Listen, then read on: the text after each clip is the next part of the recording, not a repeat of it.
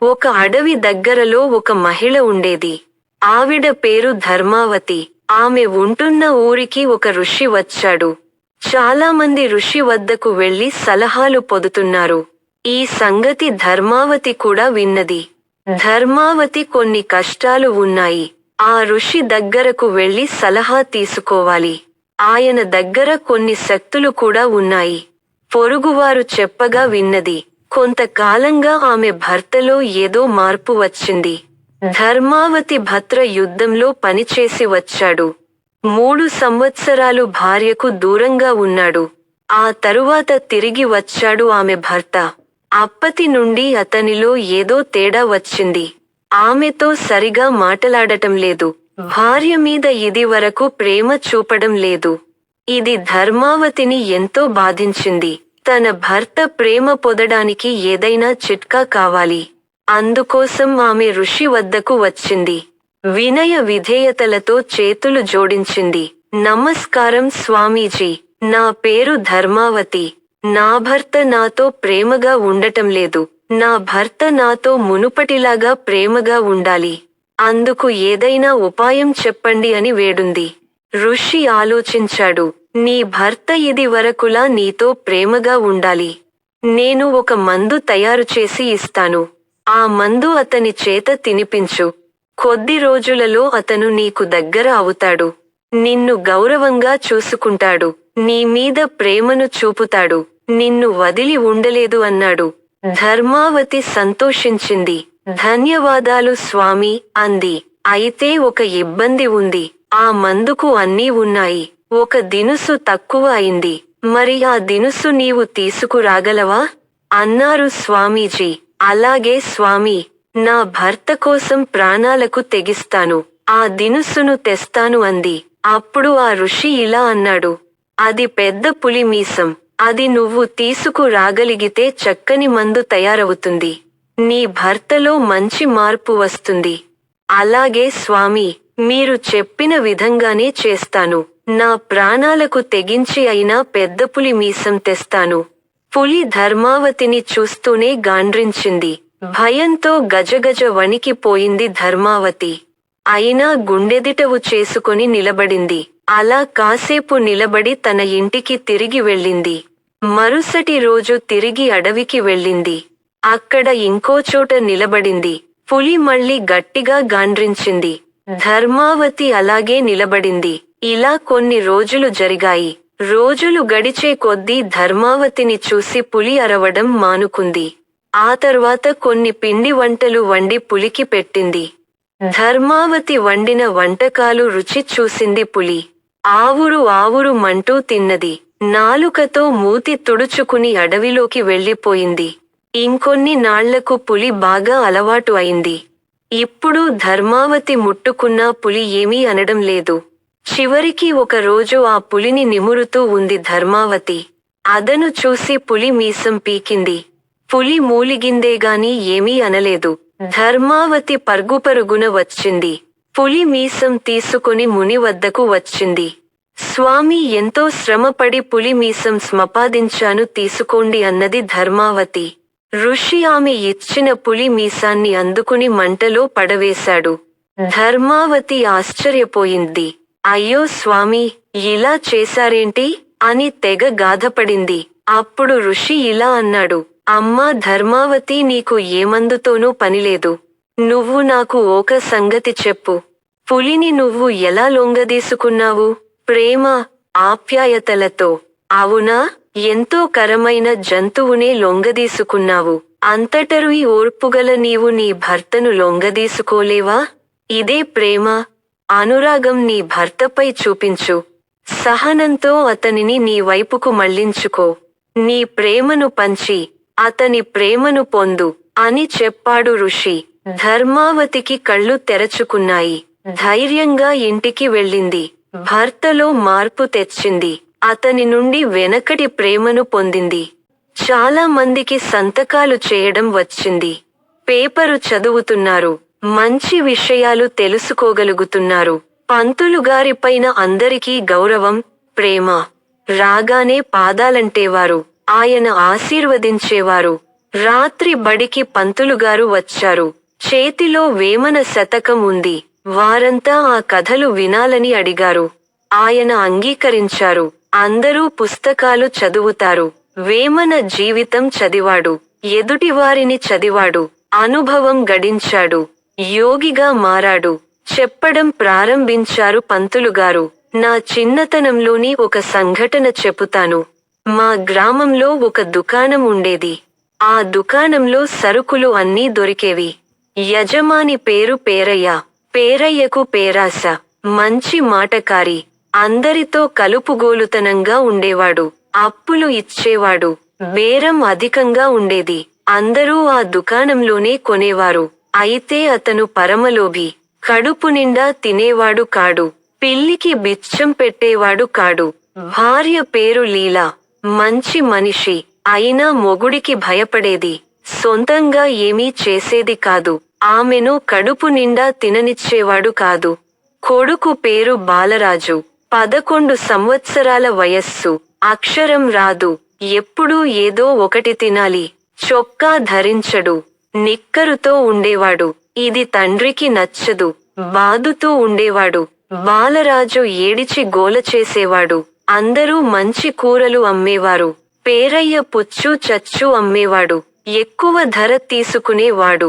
మాటలు మాత్రం మంచిగా ఉండేవి. బాగా సంపాదించాడు. పొలం కొన్నాడు. భవనం కట్టించాడు. పొలం వెళ్ళేవాడు. అజమాయిషీ చేసేవాడు. ఇంట్లో వారికి మంచి దుస్తులు ఉండవు. మంచి తిండి ఉండదు. రూపాయికి తనకు లంకె. ఎవరు పిలిచినా వెళ్లి తినేవాడు. తనకు అయిన వారికి గూడా ఏది విదిలించేవాడు కాడు. చీకటి పడేది. ధనం దాచిన పెట్టె వద్దకు వెళ్ళేవాడు. దానిని చూసుకుంటూ మురిసిపోయేవాడు. అక్కడే నిదురించేవాడు. భార్యకు నలతగా ఉంది. లేవడం లేదు. పేరయ్యకు బాధలేదు. ఆమెకు వైద్యం లేదు. నీరసంగా ఉండేది. పాలు పితకమనేవాడు. ఇంటి చాకిరీ చేయించేవాడు. నీరు తోడించేవాడు. కొడుకేమీ చేయడు. పాపం ఆమెకు జ్వరం మొదలయింది. అందరూ వైద్యునికి చూపించమన్నారు. అదే నయమవుతుందనేవాడు. అన్నిటికీ మిరియాల కషాయమే మందు అనేవాడు. రోజు రోజుకు ఆమెకు సుస్థి ఎక్కువయింది. పేరయ్యకు ఖర్చు అంటే భయం. వైద్యుని కలవలేదు. ఆమె మంచం మీద ఉంది. కదలలేకపోతోంది. కాఫీ అడిగేవారు లేరు. పేరయ్య బేరం చేస్తూనే ఉండేవాడు. మందు లేదు. మాకు లేదు. ఆమె మరణించింది. కొడుకు కాసేపు ఏడిచాడు. చిరు తిండి ప్రారంభించాడు. పేరయ్యకు బాధేలేదు. మందుల పైకం మిగిలిందని ఆనందం. దహనం చేయించాడు. బంధువులకు తెలియదు. కర్మకాండలు లేవు. పైకం మిగిలిందని పేరయ్య ఆనందం. బంధువులు కూడా వచ్చేవారు కారు. అతని సంగతి అందరికీ తెలుసు. పనిమనిషి కుదిరింది. పేరయ్యకు పని జరిగిపోతోంది. కొడుకు జులాయిగా మారాడు. చదివించమనేవారు ఊరివారు. పైకం దండగా అనేవాడు పేరయ్య. బాలరాజు తిండికి ముందుండేవాడు. తరువాత కోతి కొమ్మచ్చులు ఆడేవాడు. అయినా పేరయ్యకు చీకు చింత కలుగలేదు. చివరకు జులాయిగా మారాడు. ఇంటికి పేచీలు, కొట్లాటలు తెచ్చేవాడు. దుకాణంలో కరివేపాకు ఉండేది. కాని కరివేపాకు మరొకరిని అడిగేవాడు. ఏమిటంటే మంచిది కాదు అనేవాడు. పాడి గేదెను కొనడు. మజ్జిగ ఎదురింటి వారిని అడిగేవాడు. వంట పని ఒకరికి పురమాయించేవాడు. ఒకరి సహకారం ఒకరికి అవసరమంటాడు. తన పైకం మాత్రం తీయడు. ఎదుటి వారిని అడిగేవాడు. అందరూ హేళన చేసేవారు. తనకు రోగం వచ్చేది. జీలకర్ర, మిరియాలు నమిలేవాడు. వైద్యం చేయించుకునేవాడు కాదు. శరీరం శాశ్వతం కాదనేవాడు. పైకం దాపరికం దేనికని అడిగేవారు. పైసాయే పరమాత్మ హై అనేవాడు. మరికొంత పొలం బేరం చేశాడు. ఇంకో 2 ఇండ్లు కొన్నాడు. అయినా ఒంటికి సుఖం లేదు. మంచి లేదు. బాలరాజుకు చిరుతిండి ప్రధానం. ఇంకేమీ అవసరం లేదు. పేరయ్య ధనాన్ని ప్రేమించాడు. ధనం గురించే ఆలోచించాడు. మనుష్యులను నమ్మలేకపోయాడు. ప్రేమించలేకపోయాడు. దొంగల భయం. కంటికి నిదురరాదు. తిండి సహించేది కాదు. ఆరోగ్యం పాడైంది. పక్షవాతం వచ్చింది. వైద్యుని చూడలేదు. పైకం పాడవుతుంది. అది అతని ఆలోచన. చేసేవారు లేరు. కొడుకును నమ్మడు. బాలరాజు బరి తెగించాడు. దొరికింది దుబారా చేయసాగాడు. పేరయ్య బావమరిదికి ఈ తంతు అంతా తెలిసింది. అయినా రాలేకపోయాడు. ఇతరుల సలహా మీద బావమరిదిని పిలిపించాడు పేరయ్య. కొడుకుని దారి చేయమని అడిగాడు. పైకం ఇయ్యనని చెప్పాడు. అందరూ మందలించారు. అయినా వినలేదు. బావమరిదికి అక్కగారి మీద అభిమానం. బాలరాజును తీసుకుపోయాడు. ఆ ఊరి నదికి వరద వచ్చింది. చాలా ప్రాణాలు పోయాయి. నీరు ఊరంతటినీ ముంచింది. పేరయ్య పెట్టెను కౌగిలించుకున్నాడు. వదలలేదు. నీరు బాగా త్రాగాడు. వరద నీటిలో హరిమన్నాడు. పెట్టెను కౌగిలించుకున్నాడు. ప్రాణం నిలుపుకోలేకపోయాడు. అందుకే వేమన చెప్పింది, లోభిని ఎవరూ ఏమీ చేయనవసరం లేదు. పైకం అడిగితే చాలు పడి చస్తాడు అని నీతిని చెప్పాడు. సంపాదించాలి. సంపాదించింది అనుభవించాలి. అతడే మనిషి. ఇది మనకు వేమన తెలియచేసిన నీతి.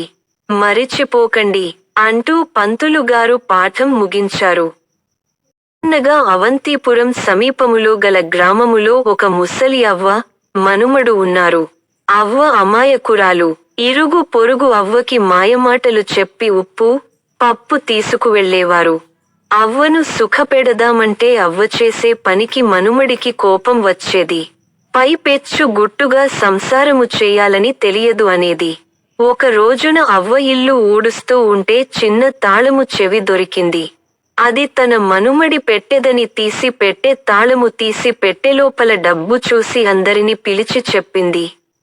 ఆ మాటలు చాటుగా ఉన్న దొంగలు విని హడావుడిగా వచ్చి మీ మనుమడు చెట్టు మీద నుంచి పడిపోయాడు.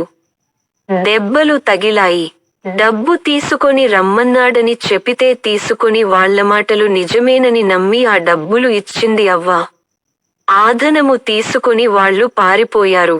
అవ్వ ఏడుస్తూ గుమ్మంలో చతికిలపడింది. కొంతసేపు గడిచేసరికి మనుమడు సరుకులు తీసుకుని వచ్చాడు. అప్పుడే దెబ్బలు తగ్గిపోయాయా అని అవ్వ అడిగేసరికి అవ్వ చెప్పిన మాటలు వల్ల అంతా తెలిసి నా కష్టార్జితము మట్టి పాలు చేశావు గదే. ఇంకా కాస్త కూడబెట్టి పట్టణంలో వ్యాపారము చేద్దామనుకున్నాను. నాకు ఆ రాత లేదే. మళ్ళీ నా కంటికి కనిపించకు. వెళ్ళిపో అని అన్నము తినకుండా వెళ్ళిపోయాడు. మనుమడి మాటలకు అవ్వకు పట్టరాని దుఃఖము కలిగి అడవిలోకి వెళ్లి పిశాచాల బారిన పడి మరణించాలని బయలుదేరి వెళ్లి చింత చెట్టు దగ్గర కూర్చొని పిశాచాలు రండి అంటూ అరిచింది. 2 తెల్లని పిశాచాలు వచ్చి మమ్మల్ని ఎందుకు పిలిచావు అంటూ అడిగాయి. అవ్వ వాటిని చూసి భయపడక విషయమంతా చెప్పి నా మనుమడిచే అంత మాటలు అనిపించుకున్నాక ఎందుకు బ్రతకాలి, నన్ను చంపేయండి అంది. పిశాచాలు కూడబలుక్కొని అది కుర్రదొంగల పని అని గ్రహించి అవ్వా, నీ మనుమడి ధనము నీ చేతికి తిరిగి వస్తే ఇంటికి వెళతావా లేక చచ్చిపోతావా అని అడిగాయి. ధనము దొరికితే ఇంటికి వెళ్తానంటే సరే మా వెంటరా అని కుర్రదొంగల వద్దకు తీసుకువెళ్లి బయట ఉండమని చెప్పాయి. లోపల అందమైన అమ్మాయిని వాళ్ళిద్దరూ ఏడిపించటం గమనించి ఆ అమ్మాయిలో ప్రవేశించి నేను పిశాచాల పెద్దమ్మ పెంపుడు కూతుర్ని. మీ సంగతి చెప్తా అంటూ ఇద్దర్నీ చావబాదింది. దాంతో వాళ్ళిద్దరూ పారిపోవడానికి ప్రయత్నించగా రెండో దయ్యము పిశాచము ఆవహించి ఉన్న దయ్యం కాళ్ల దగ్గర పడేసింది. దాంతో హడలెత్తిన దొంగలతో అవ్వను మోసం చేసి ధనము తీసుకున్నది మీరేనా అని అనగా మేమే అంటూ ఆ ధనమును అక్కడ పడేసి పారిపోయారు. వాళ్ళు వెళ్ళగానే అవ్వ లోపలికి వచ్చింది. అవ్వా, నీ డబ్బు తీసుకో అని ఈ అమ్మాయి మంచిది. సవతి తల్లి బాధలు పడలేక వచ్చి వీరి బారిన పడింది. నీ మనుమడికి ఇచ్చి వివాహం చేసి సుఖంగా ఉండు అని చెప్పి అదృశ్యమయ్యాయి. అవ్వ ధనముతో పాటు అందగత్తెలాంటి అమ్మాయిని తీసుకురావడం చూసిన మనుమడు అవ్వ ఎవరు ఈమె అన్నాడు. నీ భార్య నీ ధనము ఇదుగోరా అంటూ జరిగిన విషయము చెప్పింది. మంచి ముహూర్తం చూసి వారి వివాహం జరిపించింది. వారు సుఖంగా జీవనం సాగిస్తున్నారు. విజయనగరములో నివసించుచున్న ప్రజలకు ఎలుకల బాధ భరించరానిదైనది. రాయలవారు ప్రభుత్వోద్యోగులకు, ప్రభుత్వోద్యోగులతో పాటు కవులకు, పండితులకు కూడా ఒక్కొక్క పిల్లిని, ఒక్కొక్క ఆవును ఇచ్చినారు. అందరితో పాటు రామకృష్ణ కవికి కూడా ఒక పిల్లిని, ఒక ఆవును ఇచ్చినారు. రామకృష్ణుడు పిల్లిని సరిగా పెంచలేదు. ఆవు ఇచ్చిన పాలన్నీ తమ కుటుంబంలోని వారికి ఉపయోగించసాగాడు. పిల్లి చాలినంత ఆహారం లేక ఆకలితో చాలా బాధపడుతూ ఉండేది. ఆ ఆకలి తీర్చుకొనుటకు రాత్రింబగళ్ళు మేల్కొని ఉండి కనబడిన ఎలుకనన్నిటినీ చంపి తినసాగింది. క్రమంగా ఇరుగు పొరుగు ఇండ్లలో కూడా దూరి ఎలుకలను వేటాడి తిని ఆకలి తీర్చుకోసాగింది. అందువలన రామకృష్ణుని ఇంటిలోగాని, ఇరుగు పొరుగు ఇండ్లలో గాని ఎలుకలు కనిపించకుండా పోయాయి. పిల్లికి ఆహారంగా ఉపయోగపడుతున్న ఎలుకలు కూడా దొరకనందుకు అది బాగా చిక్కిపోయి నడవలేని స్థితిలో ఉన్నది. ఇట్లు జరుగుతుండగా రాయలవారు తాము ప్రభుత్వోద్యోగులకు ఇచ్చిన పిల్లులను చూచి, బాగా పెంచిన వారికి బహుమతి ఇవ్వబడనున్నట్లు ప్రకటించారు. తమ వద్ద నుండి పిల్లులను తీసుకొని వెళ్లిన వారంతా వాటిని పౌర్ణమి నాడు తప్పక తీసుకొని వచ్చి చూపించాలని ఆజ్ఞాపించారు. ఆ ప్రకటన విషయానికి రామకృష్ణకవి తెలుసుకొని ఆలోచనలో పడ్డాడు. ఆవు ఇచ్చిన పాలన్నీ నేను, మా కుటుంబ సభ్యులం హాయిగా త్రాగేశాం. పిల్లికి ఒక్కనాడైనా పాలు ఇవ్వలేదు. సరిగా తిండి కూడా పెట్టలేదు. అది ఇప్పుడు చచ్చే స్థితిలో ఉంది. దీనిని తీసుకొని వెళ్లి రాయలవారికి చూపిస్తే సరిగా పెంచలేదని ఏమైనా అనవచ్చు, శిక్షించవచ్చు, జరిమానా విధించవచ్చు. పౌర్ణమి ఇక వారం దినాలున్నది. ఈ అగండం నుంచి బయటపడడమెలా అని దీర్ఘంగా ఆలోచించాడు. కొంతసేపైన తర్వాత భార్యను పిలిచి ఒక గిన్నెలో బాగా వేడిగా ఉన్న పాలు తెమ్మన్నాడు. భార్య ఒక గిన్నెలో వేడి వేడి పాలు తీసుకుని వచ్చింది. ఆ గిన్నె నొకచోట పెట్టి పిల్లిని తీసుకుని వచ్చి దానిచేత త్రాగించుటకు ప్రయత్నించాడు. పాలను చూచి అది ఎంతో ఆనందించింది. ఆనందించి త్రాగబోయింది. మూతి కాలింది. అరుస్తూ పారిపోయింది. దానిని మళ్లీ తీసుకుని వచ్చి పాల దగ్గర విడిచిపెట్టాడు. ఎంత ప్రయత్నించినా అది పాలు ముట్టుకోలేదు. ఆ విధంగా కొన్నిసార్లు జరిగింది. ఏమైనా పిల్లి పాలు ముట్టడం లేదు. అది పాలను చూసి ముఖం త్రిప్పుకోవటం మొదలుపెట్టింది. రామకృష్ణుని చేతుల నుండి తప్పించుకుని పారిపోవుటకు ప్రయత్నించింది. కాని పాలు త్రాగుటకు సిద్ధపడలేదు. దాని ప్రవర్తనను చూసి రామకృష్ణుడు ఎంతో సంతోషించాడు. గండం తప్పించుకుని గట్టెక్కగలననుకున్నాడు. పౌర్ణమి నాడు రాయలవారి సమక్షంలో పిల్లుల ప్రదర్శన ప్రారంభమైంది. ప్రభుత్వోద్యోగులు ఒక్కొక్కరు తాము పెంచిన పిల్లులను ఎత్తుకొని తెచ్చి రాయలవారికి చూపిస్తున్నారు. ఒక పిల్లి కంటే ఒకటి బాగా బలిసి ఉన్నది. అతిగా బలిసి అడుగు తీసి అడుగువేయలేక ఆయాసపడే స్థితిలో ఉన్నవి. ఎలుక కనపడినా పరుగెత్తి వెళ్లలేనంత లావుగా ఉన్నవి. తాము ఇచ్చిన పిల్లులు తమ ఉద్యోగులు బాగా పెంచుతున్నారని రాయలవారు సంతోషిస్తున్న సమయంలో రామకృష్ణకవి తాను పెంచుటకు తీసుకుని వెళ్లిన పిల్లిని తీసుకుని వచ్చి రాయలవారికి చూపించినాడు. అది బాగా కృశించిపోయి రేపోమాపో చస్తుందేమో అనుకునేటట్లు ఉన్నది. ఆ పిల్లిని చూడగానే రాయలవారికి ఆగ్రహం, ఆశ్చర్యం రెండూ కలిగాయి. రామకృష్ణ కవిగారు, మీ పిల్లి ఇలా ఉండడానికి కారణం ఏమిటని అందరు పిల్లులు ఒకదానికంటే ఒకటి బలిసి ఎంతో అందంగా ఉండగా మీ పిల్లి బక్కచిక్కి ఈ క్షణమో మరుక్షణమో ప్రాణం వదిలేదానిలా ఉందేం? మేము ఇచ్చిన ఆవుపాలు దీనికి పట్టడం లేదా? అని అడుగగా, రామకృష్ణుడు వినయంగా మహాప్రభూ, ఈ పిల్లిని పెంచడంలో నేను పడిన తిప్పలు ఇన్ని అన్నీ కావు. అసలు పాలు ముట్టదు. అప్పుడప్పుడు కాస్త పప్పు అన్నం తింటుందనుకోండి. ఎప్పుడూ దీని దృష్టి ఎలుకల మీదే. దీని పుణ్యమా అని మేమేగాక, మా ఇరుగు పొరుగు ఇండ్లలోని వారు కూడా ఎలుకల బాధ లేక హాయిగా ఉన్నారు అని చెప్పినాడు. రామకృష్ణుని మాటలు విని రాయలవారేగాక సభలో ఉన్న మంత్రులు మున్నగువారు కూడా ఎంతో ఆశ్చర్యపడ్డారు. రాయలవారు, ఆయన మాటలు నమ్మలేదు. ఒక రాజభటుని పంపి పాలు తెప్పించి ఒకచోట పెట్టించారు. తమ పిల్లితో ఆ పాలు త్రాగించండి అని ఆజ్ఞాపించారు.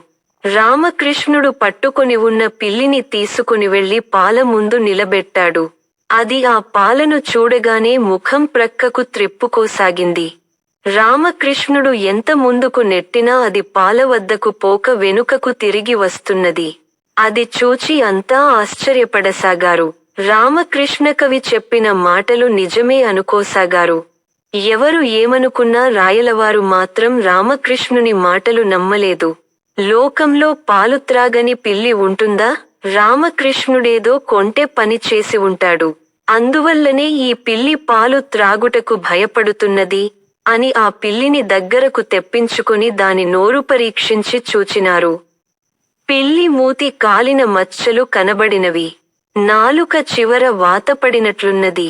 వాటిని చూచి రాయలవారు కోపించి రామకృష్ణ కవి, పిల్లి పాలు త్రాగకుండా మీరేదో చత్కారం చేసినట్లు గ్రహించాము. మీరు నిజం చెప్పితే క్షమించి విడిచిపెడతాను, లేకుంటే కఠిన శిక్ష విధిస్తాను అని బెదిరించగా, రామకృష్ణుడు జరిగిన విషయమంతయు చెప్పి, మహాప్రభూ, మీరు మా ఎలుకల బాధ తీర్చుటకై పిల్లిని, దానిని పెంచుటకు ఆవును ఇచ్చినారు. ఆ పిల్లి వలన మా ఇంటిలోని ఎలుకల బాధయేగాక మా ఇరుగు పొరుగుల ఎలుకల బాధ కూడా పోయినది.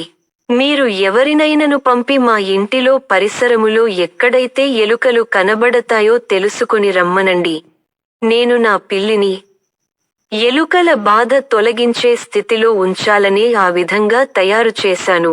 మీరు పిల్లినిచ్చి మా ఎలుకల బాధ పోగొట్టుటయేగాక మాకు నిత్యం కావలసిన పాలు, పెరుగు, నెయ్యి మొదలగువానిని లోటు కలుగకుండా ఆవును కూడా ఇచ్చినందుకు మీకు నేను కృతజ్ఞతాపూర్వక వందనము అర్పించుకొనుచున్నాను.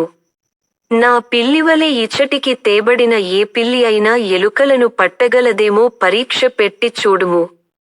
కడుపు నిండా తిని బలిసిన పిల్లులు ఎలుకలను పట్టుటకు ప్రయత్నించునా? ఇచ్చటికి వచ్చిన వారినడిగి తెలిసికొని నన్ను శిక్షించుటయో రక్షించుటయో చేయుడి అని చెప్పాడు.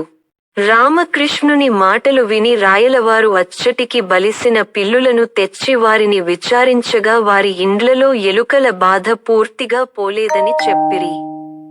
రామకృష్ణుని ఇంటి పరిసరములలో నున్నవారిని విచారించగా తమకు ఎలుకల బాధ ఏమాత్రం లేదని చెప్పిరి.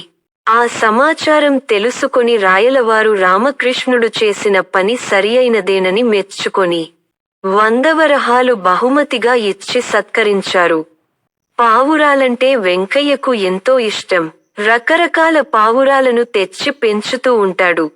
అరలు అరలుగా గూళ్లతో నిండిన పెట్టెలు ఇంటి వసారాలో చూడ ముచ్చటగా అమర్చి పెట్టాడు. పప్పులు, పళ్ళు పెట్టి సరదాగా పెంచడం వల్ల ఆ పావురాలు బాగా బలిసి నవనవలాడుతూ ఎంతో అందంగా ఉంటాయి. ఓనాడు గూళ్లల్లోని పావురాలనన్నిటినీ విడిచిపెట్టి వెంకయ్య వాటికేసి సరదాగా చూస్తూ అరుగుమీద కూర్చున్నాడు. వయ్యారంగా అడుగులు వేస్తూ ఆ పావురాలు అటూ ఇటూ తిరుగుతూ ఉంటే హంసల్లా ఉన్నాయని అనుకుంటూ వెంకయ్య మురిసిపోతున్నాడు. అంతలో ఆ పావురాలు నేలమీద ఉన్న చిన్న చిన్న రాళ్ల పిసళ్లను వెదుక్కుంటూ వాటిని మింగుతున్నాయి. అది చూసిన వెంకయ్యకు ఆశ్చర్యం కలిగింది. అసహ్యం కూడా వేసింది. మంచి మంచి పప్పులు, పళ్ళు పెడుతూ ఉంటే ఇవి రాళ్లు మింగుతున్నాయేమిటి అని కోపం కూడా వచ్చింది. వెంటనే, ఛీ, మట్టి తినే ఈ పావురాలను పెంచడం నాదే తప్పు అనుకుంటూ చేతిలో ఉన్న కర్రను వాటి మీద బలంగా విసిరాడు. కర్రదెబ్బ తప్పించుకుని పావురాలన్నీ ఎగిరిపోయాయి. కాని పావురాలతో పాటు రాతి పిసళ్లను మింగుతూ ఉన్న ఓ పిచ్చుకకు బలంగా దెబ్బ తగలడం వల్ల పక్కగా ఒరిగి పడిపోయింది. అయ్యో అనుకుంటూ దగ్గరకు వచ్చిన ఓ పావురంతో అంది ఆ పిచ్చుక బాధపడుతూ, మన బతుకు పద్ధతి ఇతడికి తెలియదు. అతడు పెట్టే పప్పులు, పళ్ళు, బలమైన ఆహారం తింటున్నాం. అవి జీర్ణం కావడానికి రాళ్లు తింటాం. ఇది మన తిండి పద్ధతి. ఆ విషయానికి తెలుసుకోక అతడు మనలను కొట్టి తరుముతున్నాడు. ఇటువంటి తెలివి తక్కువవాడి వద్ద ఉండడం మనదే తప్పు, ప్రమాదం కూడాను. పద, పోదాం అంటూ పావురం సాయంతో పిచ్చుక ఎగిరిపోయింది. పావురాలన్నీ తలొక దిక్కుకు ఎగిరిపోయాయి. నిశ్చేష్టుడై వెంకయ్య అలానే కూర్చుండిపోయాడు. ఆకాశంలోకి ఎగిరిపోతున్న పావురాల కేసి చూస్తూ. అననగనగా ఒక వనము. ఆ వనంలో కాకి, పావురం, కొంగ స్నేహంగా ఉన్నాయి. ఒక రోజు ఆ మూడు ఒక పందెం కట్టుకున్నాయి. వనంలో అవి ఉన్న స్థలం నుంచి దాదాపుగా 1 కిలోమీటర్ దూరాన ఉన్న కొబ్బరి చెట్ల దగ్గరికి చేరాలి.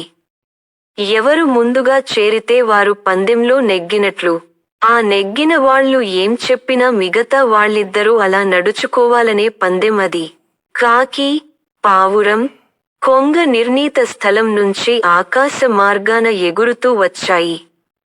కొంగ ఎంతగా రెక్కలు అదిలించినా కాకిని, పావురాన్ని దాటలేక చాలా దూరం వెనకబడింది.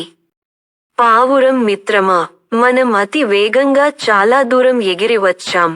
కొంగ మనల్ని దాటిపోవడం అసంభవం. కాసేపు మనమిద్దరం ఆ చెట్టు కొమ్మల చాటున కూర్చుని కబుర్లు చెప్పుకుందాం, అంది కాకి. సరే, అది వచ్చేలోపు మనం గమ్యం చేరుకోలేమా, అంది పావురం. ఆ 2 పక్షులు చెట్టు మీదకి పోయాయి. ఏవేవో కబుర్లు, ఊసులు చెప్పుకోవడంలో మునిగిపోయాయి. కొంగ నెమ్మదిగా ఎగురుకుంటూ కొలను గట్టున ఉన్న కొబ్బరి చెట్లను చేరుకుంది ప్రశాంతంగా. అది చూసిన పావురం, కాకి పిచ్చి కబుర్లు ఆపేసి గబగబా ఎగిరి వచ్చి ఆయాసపడుతూ కొంగ చెంత వాలిపోయాయి. మమ్మల్ని ఓడించావు కొంగగారు, మా పిచ్చి కబుర్లు, ఊసులే కొంపలు ముంచాయి. ఏకాగ్రతగా వచ్చి విజయం సాధించావు. నీకు అభినందనలు, అన్నాయి పావురము, కాకి తలదించుకొని. చూసారా పిల్లలు, పిచ్చి కబుర్లు ఎంత నష్టం కలిగిస్తాయో. అది దట్టమైన పచ్చని అడవి. ఒక దుప్పి దాని పిల్ల దుప్పితోపాటు గడ్డిమేస్తూ అడవంతా తిరుగుతోంది. అడవిలో పరిసరాలు చాలా నిశ్శబ్దంగా, ప్రశాంతంగా ఉన్నాయి. హఠాత్తుగా ఆ దుప్పులకు వేటకుక్కలు మొరుగుతున్న శబ్దం వినిపించింది. ఆ శబ్దం దూరం నుంచే వినిపిస్తున్నా తల్లి దుప్పిలో విపరీతమైన అలజడి ప్రారంభమైంది. వేటకుక్కలు ఎటునుంచి వస్తున్నాయో, వాటి అరుపులు ఎక్కడి నుంచి వినిపిస్తున్నాయో అర్థంకాక అటూ ఇటూ చూస్తూ కలవరపడింది. తల్లిని చూసి విషయానికి అర్థం కాని దుప్పిపిల్ల, అమ్మా, వేటకుక్కల కంటే పెద్దగా ఉన్నావు కదా, మరి వాటిని చూసి ఎందుకు భయపడుతున్నావు? నువ్వు వాటికంటే వేగంగా పరుగెత్తుతావు, నీకు కొమ్ములు కూడా ఉన్నాయి, వాటితో ఆ వేటకుక్కలను తరిమి కొట్టచ్చు, అని అంది. దుప్పిపిల్ల మాటలకు తల్లి, అవును, నిజమే, అంటూ కుక్కల అరుపులు విన్న వెంటనే పారిపోవడం ప్రారంభించింది. తల్లి ప్రవర్తన అర్థంకాని దుప్పిపిల్ల కూడా తల్లి వెంటే పరిగెత్తింది. రామాపురంలో రాజు అనే కుర్రాడు ఉండేవాడు. అతను చాలా బద్ధకస్తుడు. ప్రతి పని సులభంగా అయిపోవాలని ఆశించేవాడు. కష్టమైన పనంటే చాలా ఇబ్బందిగా కదిలేవాడు. ఒక రోజు ఆ ఊరిలో ఉండే పండితుడికి రాజు ఎదురయ్యాడు. రాజులో మార్పు వస్తుందేమోనని పరీక్షించేందుకు, నీవు ధనవంతుడిగా మారేందుకు ఓ మార్గం ఉంది. ఈ ఊరి ఈశాన్య దిశలో రావి చెట్టుకి కుడివైపు 10 అడుగుల దూరంలో గొయ్యి తవ్వితే బంగారు నగలు దొరుకుతాయి, అని చెప్పి వెళ్ళిపోయాడు పండితుడు. బంగారు నగల కోసం ఎంత లోతు తవ్వాల్సి ఉంటుందో, ఒకవేళ తవ్వినా అక్కడ నిజంగా బంగారం లేకపోతే శ్రమంతా వృధా అయిపోతుంది, అనుకుంటూ అక్కడ్నుంచి వెళ్ళిపోయాడు రాజు. ప్రతి పని ఇలాగే ఏదో ఒక వంకతో తప్పించుకునేవాడు. కొంతకాలానికి ఆ ఊరిలో కరువు వచ్చింది. తాగడానికి నీరు లేక పశువులు, ప్రజలు ఇబ్బందిని ఎదుర్కోవాల్సి వచ్చింది. బావి తవ్వుదామని ఎందరు ప్రయత్నించినా నీళ్లు పడలేదు. రాజుకి హఠాత్తుగా పండితుడు చెప్పిన మాటలు గుర్తొచ్చాయి. బంగారు నగలు దొరికితే తీసుకొని ఎక్కడికైనా వెళ్లి హైగా బతకొచ్చనుకున్నుడు. వెంటనే పలుగు పార తీసుకొని ఈశాన్య దిశలో రావి చెట్టు దగ్గర తవ్వటం మొదలు పెట్టాడు. ఎంత తవ్వినా నగల జాడ కనిపించలేదు. అయినా ఈ కరువు నుంచి తప్పించుకోవాలంటే డబ్బు అవసరం. కాబట్టి ఎలాగైనా వాటిని చేజిక్కించుకోవాలని తవ్వుతూనే ఉన్నాడు రాజు. 3 రోజులు గడిచాయి. నాలుగో రోజు ఉదయాన్నే రాజు కాళ్ళకి నీటి చెమ్మ తగిలింది. కొద్దిసేపటికి నీరు ఊరటం ప్రారంభించింది. రాజు గబగబా గుంటలో నుంచి పైకి వచ్చేశాడు. ఆ గుంటంతా నీళ్లతో నిండిపోయింది. ఈ వార్త తెలుసుకున్న ఊళ్ళో వాళ్ళందరూ వచ్చి రాజు శ్రమని మెచ్చుకున్నారు. ఊరికి గొప్ప ఉపకారం చేశాడని అందరూ రాజుకి ఎన్నెన్నో బహుమానాలు ఇచ్చారు.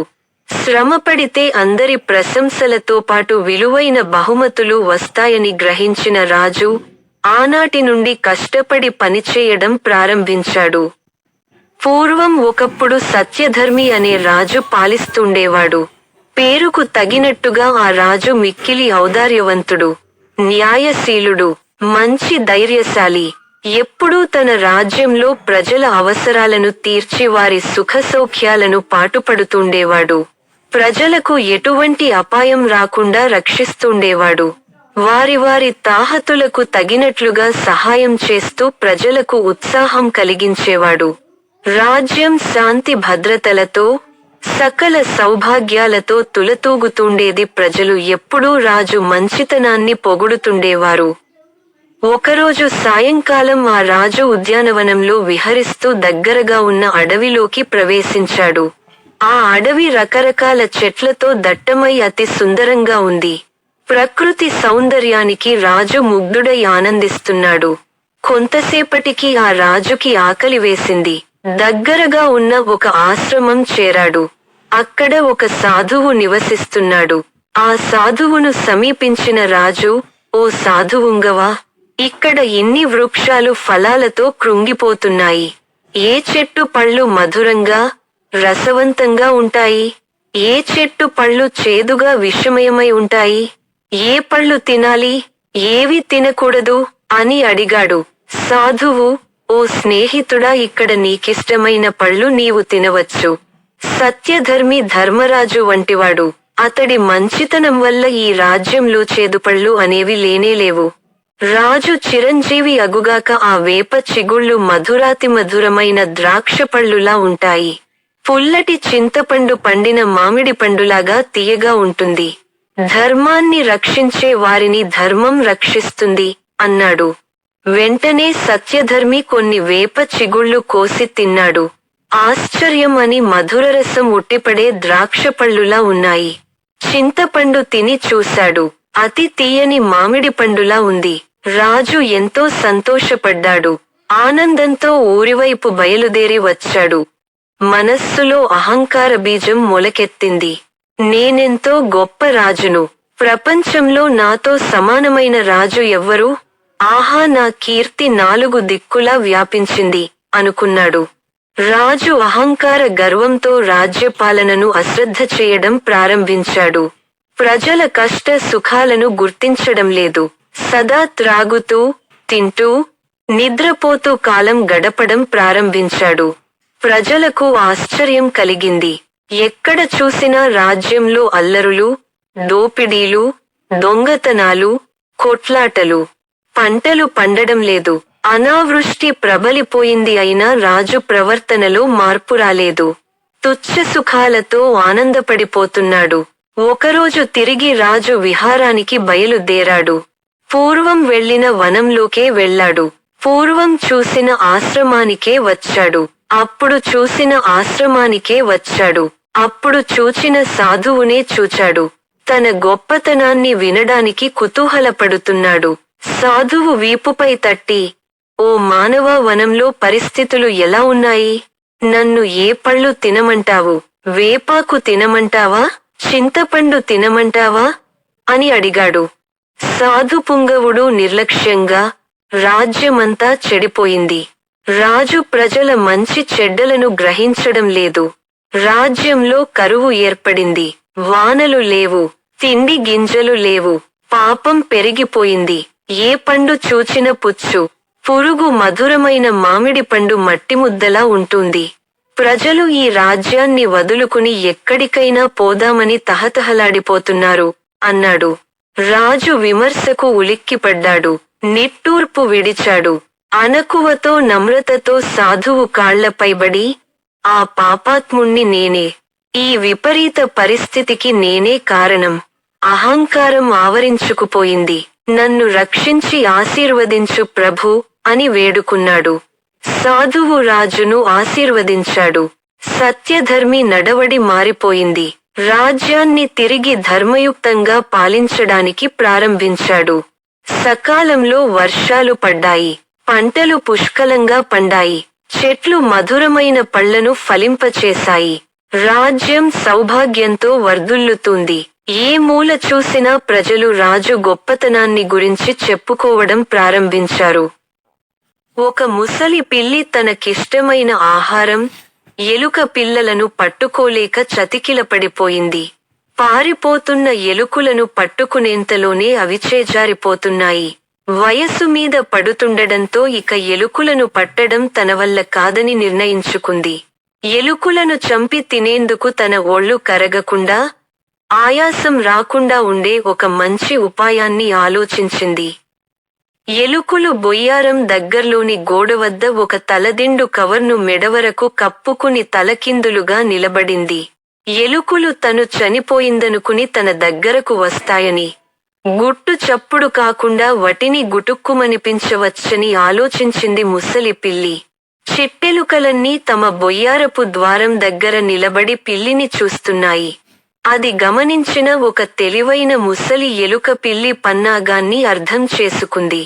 కాని ఈ విషయానికి చెబితే చిట్టేలుకలు నమ్మవని దానికి తెలుసు కాబట్టి వాటిని కాపాడాలంటే తను కూడా పిల్లిలాగా అబద్ధపు ఆలోచన చేయాలని భావించింది.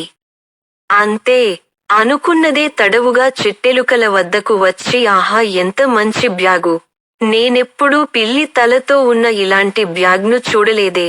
చాలా బావుంది కదా అంది.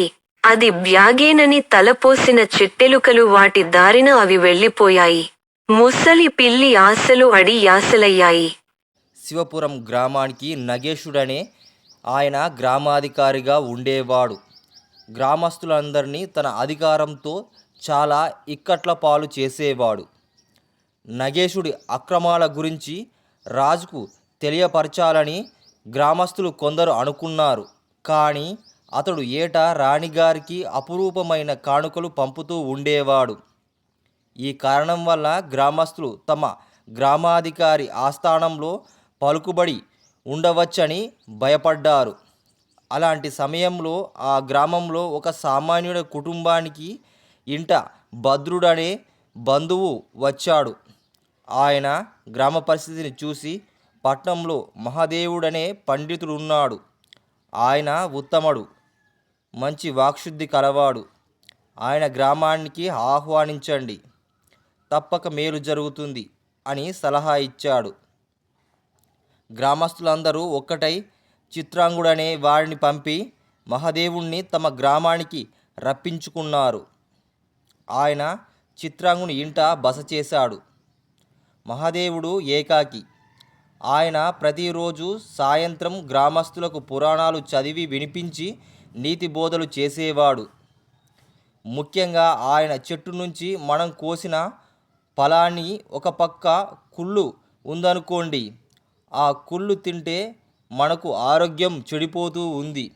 మంచి భాగం తింటే ఆకలి తీరి మనసుకు సంతృప్తి కలుగుతుంది. ఎదుటి మనిషి విషయంలోనూ మనం అలాగే ఉండాలి.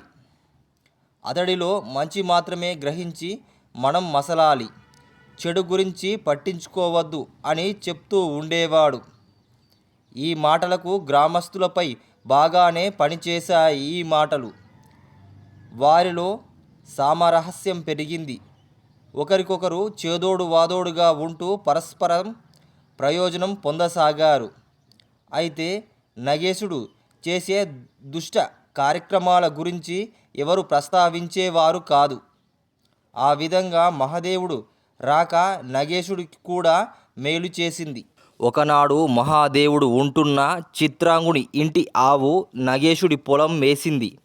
అందుకు ఆయన ఆ ఆవును తన గోశాలకు కట్టించి 100 వరహాల జరిమానా కట్టాల్సిందిగా చిత్రాంగుడికి కబురు పంపాడు. ఆవు ఖరీదే 100 వరహాలుండవు, మేత ఖరీదు ఇస్తాను అని చిత్రాంగుడు వెళ్ళి నగేశుడికి మనవి చేసుకున్నాడు. అయితే నగేశుడు 2 రోజుల్లో నువ్వు 100 వరహాల జరిమానా కట్టకపోతే రోజుకు 10 కొరడా దెబ్బలు శిక్షనైనా అనుభవించు, లేదా గ్రామం విడిచి వెళ్ళిపో అన్నాడు. చిత్రాంగుడు లబోదిబోమన్నాడు. విషయం మహాదేవుడికి తెలిసింది. నాయన, న్యాయం నీ పక్షాన ఉంటే దేవుడు నీకు ధన సహాయం చేస్తాడు అన్నాడు. ఆ సహాయం చిత్రాంగుడు పెరట్లో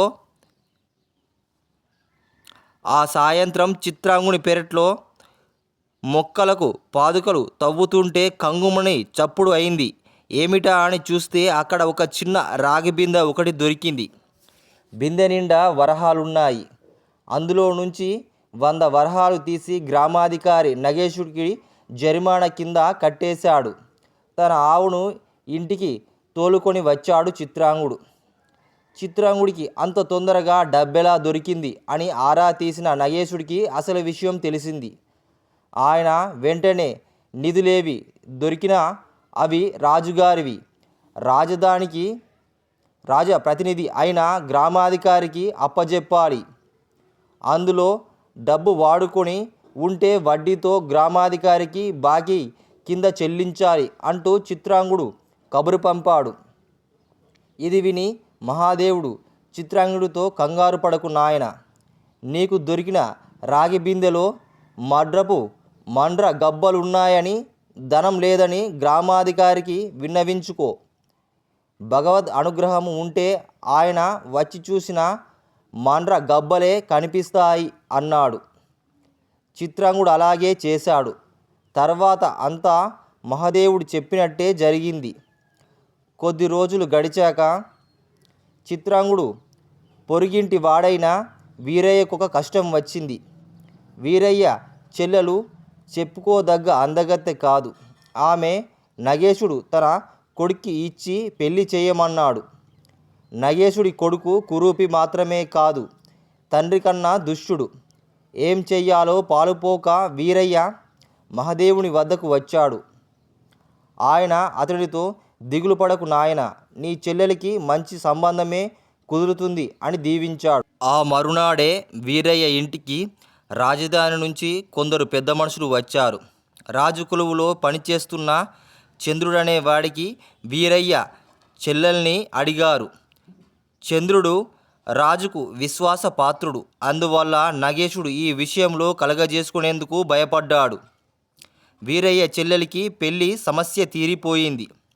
మహాదేవుడి వాక్శుద్ధి ఉన్నదని, ఆయన దీవెనలు ఫలిస్తాయని గ్రామంలో బాగా ప్రచారమైంది. గ్రామస్తులందరూ ఆయనకు తమ కష్టాలను చెప్పుకొని ఆయన దీవెనలతో ప్రయోజనం పొందసాగారు. క్రమంగా ఇది గ్రామాధికారి నగేశుడికి కూడా తెలిసింది. ఆయన తనే స్వయంగా మహాదేవుణ్ణి కలుసుకొని, తమరు మహానుభావులు, తమరు రాకతో గ్రామం పావనమైంది, అందరినీ దీవిస్తున్నారు, నన్ను కూడా తమరు దీవించాలని మనవి అన్నాడు. మహాదేవుడు గంభీర ముఖం పెట్టి, నా దీవెనలు ఒకరినందు నేనివ్వడం లేదు.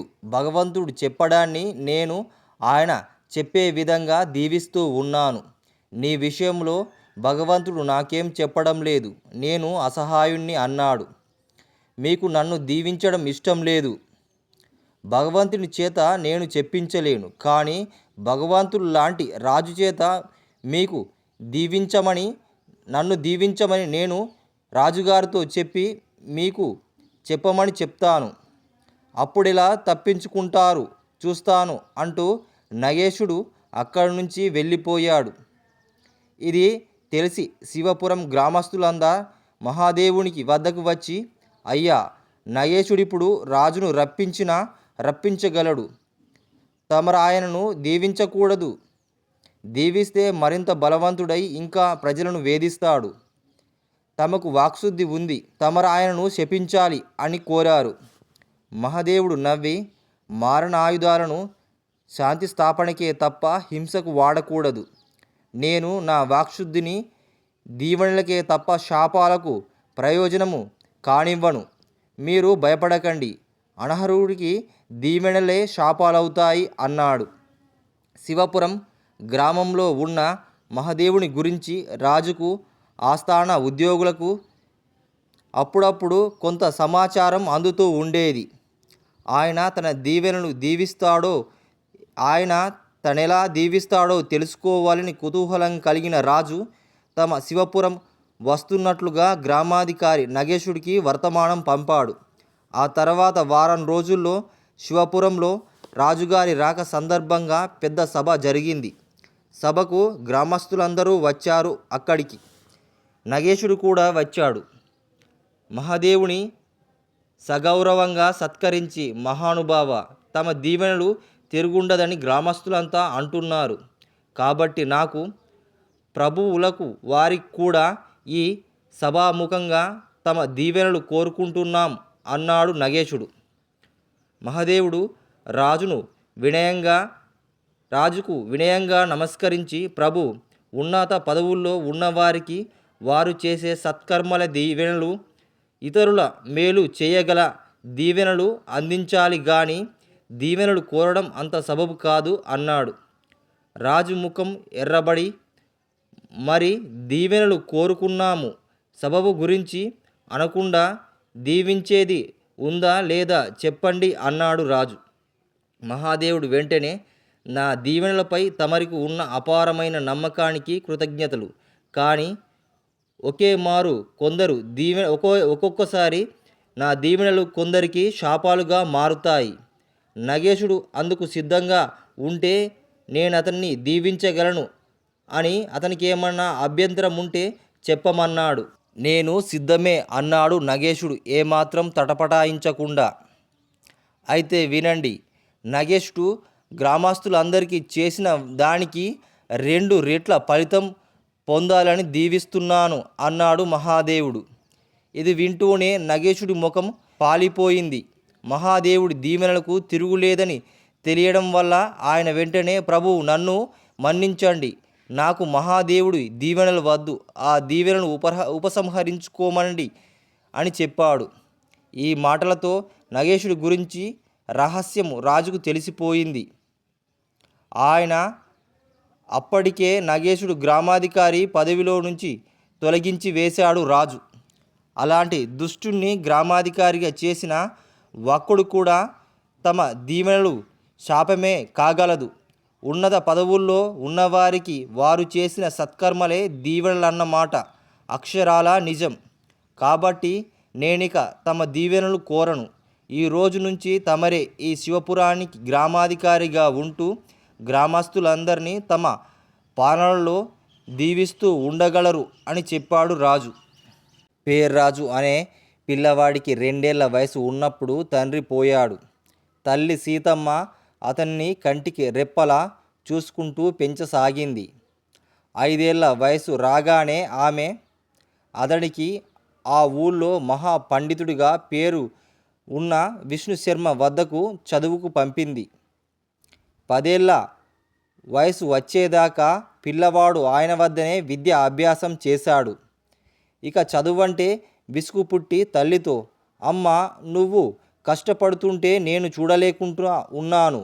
చదువు మనకు కూడు పెట్టదు. నేను 4 ఇళ్లలో పనిచేసి 4 రాళ్ళు సంపాదిస్తా అన్నాడు. అందుకు సీతమ్మ ఒప్పుకోక, బాబు, ఇది నీకు నేర్చుకోవలసిన వయసు. విష్ణుశర్మ నీకు అక్షర జ్ఞానాన్ని, కొంత శాస్త్రజ్ఞానాన్ని కలిగించాడు. అవి నీకు విసుగు అనిపిస్తే కొంతకాలం పాటు వృత్తి విద్య నేర్చుకో. నేనిప్పుడు ఎంతో సంతోషంగా ఉన్నాను. నువ్వు ఇప్పటి నుంచి సంపాదించాలనుకుంటే నా సంతోషం దుఃఖంగా మారిపోతుంది అంటూ అతడికి హితబోధ చేసింది తల్లి. అయిష్టంగానే అందుకు ఒప్పుకున్నాడు పేర్రాజు. కొందరు నిపుణులను ఆశ్రయించి వారికి సుశ్రుత చేసి 5 సంవత్సరాల వ్యవధిలో కొన్ని శాస్త్ర వృత్తి విద్యలు నైపుణ్యం సంపాదించాడు. దూర ప్రదేశానికి వెళ్ళి డబ్బు, పేరు సంపాదించే అవకాశం వచ్చినా కాదని మరో 5 ఏళ్ళు వృత్తి విద్యలో మరింత కృషి చేసి బాగా రాటు తేలాడు. ఇలా ఉండగా ఆ ఊరికి ధనవర్మ అనే వ్యాపారి వచ్చాడు. ఆ ఊళ్ళో పండే వేరుశనగ చాలా నాణ్యమైనది కొనడానికి వచ్చి ఆయనకు అనుకోకుండా పేర్రాజు తటస్థపడ్డాడు. అతనితో కాసేపు మాట్లాడాక, అబ్బాయ్, నువ్వు చురుకైన వాడివి, నాకు నచ్చావు. నా కూతురుకు స్వర్ణముఖి మంచి వరుడు కోసం చూస్తున్నాను. నీకు ఇష్టమైతే ఆమెను నీకిచ్చి పెళ్లి చేస్తా. నా వ్యాపారమంతా నీకే అప్పజెప్తా అన్నాడు. ఈ ప్రస్తావన పేర్రాజు చాలా ఆశ్చర్యంతో, అతనిలో ఆశ కూడా పుట్టింది. ఈ దెబ్బతో తన జాతకం మారిపోయి సమస్త సుఖాలు అనుభవించచ్చు అనుకున్నాడు అతడు. ధనశర్మతో పాటు ఆయన ఊరికి వెళ్ళాడు. తీరా చూస్తే స్వర్ణముఖి కురూపి. ధనవర్మ సంపాదన మాత్రం పేర్రాజు ఊహించిన దానికంటే ఎక్కువగానే ఉంది. అమ్మాయి నచ్చితే వెంటనే ముహూర్తాలు పెట్టిస్తాను అన్నాడు ధనవర్మ పేర్రాజుతో. పేర్రాజు కంగారు పడుతూ, అయ్యా, చిన్నతనంలో నా తండ్రి పోయాడు. నా తల్లి నన్ను ఎంతగానో కష్టపడి పెంచి పెద్దవాణ్ణి చేసింది. నాకు అమ్మ మాట శిలాశాసనం. ఆమెను అడిగి మీకే విషయం చెప్తాను అన్నాడు. చూడు బాబు, నువ్వు మా అమ్మాయిని పెళ్లి చేసుకుంటే నీ తల్లి మా ఇంట్లో దేవతలా గౌరవిస్తాం. ఈ విషయము మీ అమ్మకు చెప్పు అన్నాడు ధనవర్మ.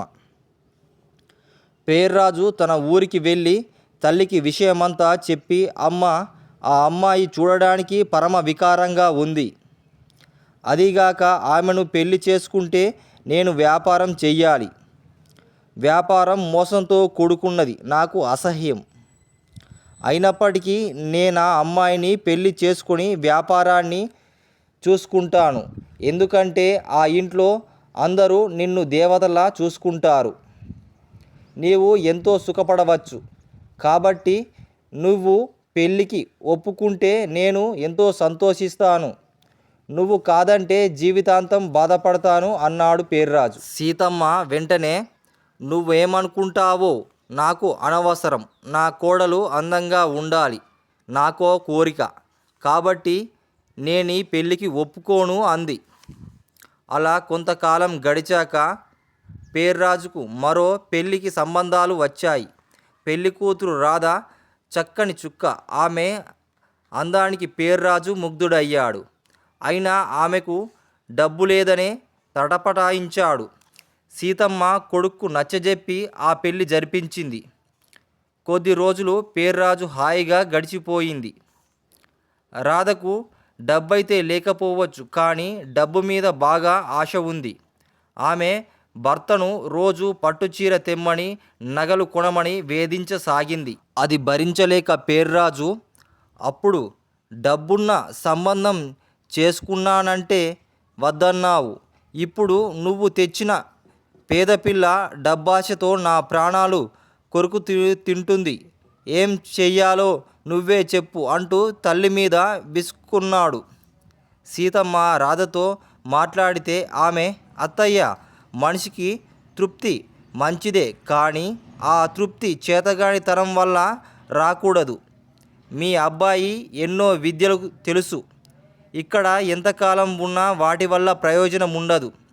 పట్నం వెళ్తే వాటిని రాణింపు ఉండవచ్చు. వాటిలో అక్కడ బోలెడు సంపద సంపాదించుకోవచ్చు. ఆయన విద్యలు రాణింపు తేవాలనే నేను వేధిస్తున్నాను అని వివరించింది. కోడలి మాటలకు సీతమ్మకు న్యాయం అనిపించాయి. ఆమె కొడుకు కోడల్ని పట్నానికి వెళ్ళమని ప్రోత్సహించింది. వాళ్ళు సీతమ్మను కూడా తమతో రావాలని పట్టుబట్టారు. అందుకు సీతమ్మ తల అడ్డంగా ఊపి, నా రెక్కల్లో ఇంకా సత్తు ఉంది. ఊళ్ళో నాకు తగినంత పని ఉంది. పట్నంలో మీరు బాగా స్థిరపడి త్వరలో అనుకున్నవి సంపాదిస్తే నేను తప్పక మీ వద్దకు వచ్చి ఉంటాను. నాకు మాత్రం ఇంకెవరు ఉన్నారు అంటూ నచ్చజెప్పింది. అయిష్టంగానే పేర్రాజు భార్య సమేతంగా పట్నంకి వెళ్ళాడు. అయితే అక్కడ అతడే ఎంత ప్రయత్నం చేసినా కలిసి రాలేదు. భార్య అతన్ని అసమర్థుడిగా తిట్టిపోసింది. పేర్రాజు నీరసపడిపోయి, నువ్వేదేమైనా మంచి సలహా ఇవ్వు అంటూ భార్యను సహాయం కోరాడు. ఆడదాన్ని నేనేం సలహా ఇస్తాను? నువ్వు సంపాదించి తెస్తే పొదుపుగా ఖర్చు పెడతాను. నిన్ను సంతోషంగా ఉంచుతాను. నన్ను సలహా అడిగే నీ వల్ల నేను అనుకున్నది సాధ్యమవుతుంది అనిపించడం లేదు. మనం అత్తయ్య దగ్గరకు వెళ్ళి పోదాం. భార్యను సలహా అడిగే వాడు తల్లి నీడలో బతకడంలో తప్పేం లేదు అంటూ ఈసడించింది రాధ. ఆ మాటలకు వీర్రాజు పౌరుషపడలేదు. అతడు తల్లి దగ్గరికి వెళ్ళిపోవాలనుకున్నాడు. కానీ అనుకోకుండా అతనికి జబ్బు చేసింది. వైద్యుడు చూసి పరీక్ష చేసి కొన్ని మందులు ఇచ్చి కొన్ని జాగ్రత్తలు కూడా చెప్పాడు. కానీ పేర్రాజు జాగ్రత్తలు పాటించేవాడు కాదు. అందువల్ల ఎన్ని రోజులు గడిచినా అతడి జబ్బు తగ్గడం లేదు. వైద్యుడు చెప్పిన మాటలు బొద్దిగా వినడం లేదు. ఇలాగైనా మీ జబ్బు ఎప్పటికి తగ్గుతుందో, ఇది తగ్గేదాకా మన ఊరి ప్రయాణం కూడా చెయ్యడానికి వీల్లేదు అని రాధ భర్త మీద విసుక్కుంది. వైద్యుడు వద్దనున్నా సరే మనము ఊరి ప్రయాణం చేసి అమ్మ దగ్గరికి వెళ్ళిపోదాం. అమ్మ దగ్గరుంటే నాకు జబ్బు తగ్గుతుంది అన్నాడు పేర్రాజు. రాధ ఈ విషయం వైద్యుడికి చెప్పింది. ఆయన కాసేపు ఆలోచించి, చూడమ్మా, పిల్లల శరీర తత్వాలు తల్లికి తెలిసినట్టు వైద్యుడికి కూడా తెలియవు. నేనిచ్చే మందులు ఏ జాగ్రత్తలు లేకపోయినా అతడికి ఈ పాటికి జబ్బు తగ్గి ఉండాలి. అలా తగ్గలేదంటే అందుకింకేదో కారణం ఉండాలి. అది అతడి తల్లికే తెలుస్తుంది. దూర ప్రయాణం ఏమాత్రం మంచిది కాదు. కాబట్టి నువ్వు కబురు పెట్టి నీ అత్తగారిని ఇక్కడికే రప్పించు అని రాధకు సలహా ఇచ్చాడు వైద్యుడు. రాధ ఆ సలహా పాటించి 2 రోజుల్లోనే సీతమ్మ ఇక్కడికి వచ్చింది. పేర్రాజు తల్లిని చూసి కళ్ళనీళ్ళు పెట్టుకున్నాడు. అమ్మ, నువ్వు దగ్గర లేకుంటే నాకు ఏదోలా ఉంది. నా జబ్బు తొందరగా తగ్గేలా చూడు. నాకు జబ్బు తగ్గగానే నువ్వు నాకు గారెలు చేసి పెట్టాలి. నీ చేతి గారెలు తినాలని నాకెంతో మనసుగా ఉంది అన్నాడు. సీతమ్మ వచ్చి 4 రోజుల్లోనే పేర్రాజు ఆరోగ్యం చాలా వరకు కుదురుకుంది. అప్పటిదాకా వైద్యుడితో, అయ్యా, అబ్బాయికి గారెలు తినాలని ఉంది, చేసి పెట్టవచ్చా అని అడిగింది. నీ కొడుకు మరొక మాసం రోజుల దాకా నూనె వంటకాలు తినకూడదు. ఇతడు ఇప్పట్లో కోలుకోలేడు. గారెలు చేసి పెట్టవద్దు అని మందలించి చెప్పి వెళ్ళిపోయాడు వైద్యుడు.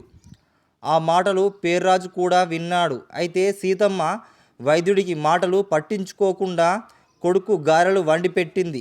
పేర్రాజు తల్లిపై విసుక్కున్నాడు. వైద్యుడేం చెప్పాడు? నీకు నేను బతకాలని లేదా గారెలు వండావు అన్నాడు. నీ శరీరతత్వం నాకు బాగా తెలుసు. సంతోషంగా గారెలు తిను అంటూ సీతమ్మ కొడుకు బలవంతంగా తినిపించింది. భర్త ఏమవుతాడో అని రాధ భయపడిపోయింది. కానీ పేర్రాజు మరింత తొందరగా కోలుకున్నాడు. రాధ ఎంతో ఆశ్చర్యపడి, అత్తయ్య, మీరు వైద్యుడు చెప్పిన దానికన్నా భిన్నంగా చేసినా ఆయన మరింత త్వరగా జబ్బు నుంచి బయటపడ్డాడు. ఇది నాకు చాలా ఆశ్చర్యంగా ఉంది అంది. దానికి సీతమ్మ నవ్వి, అబ్బాయి సంగతి నాకు బాగా తెలుసు. వాడు మనసులో ఒకటుంచుకొని పైకి ఇంకొకటి చెప్తూ ఉంటాడు. వాడి మనసు నాకు తెలుసు. వాడి మనసు సంతోషంగా ఉండే పనే నేను చేస్తాను. ఏ మనిషైనా సంతోషంతో ఆరోగ్యంగా ఉండగలడు. మందులు కూడా ఇవ్వలేని ఆరోగ్యాన్ని సంతోషం ఇవ్వగలదు. ఆ మాటతో రాధకు కనువిప్పయింది. ఆమె అత్తగారి పాదాలకు మొక్కి, ఇప్పుడు నా లోపం నాకు తెలిసి వచ్చింది. ఆయనలోనూ సామర్థ్యం వెలికి రావాలంటే ఆయన తప్పులకు నేను బాధ్యత వహించాలి. అది సాధ్యం కావాలంటే కన్నతల్లి అంతగానూ నేను ఆయన్ను ఆదరించి ప్రేమించాలి.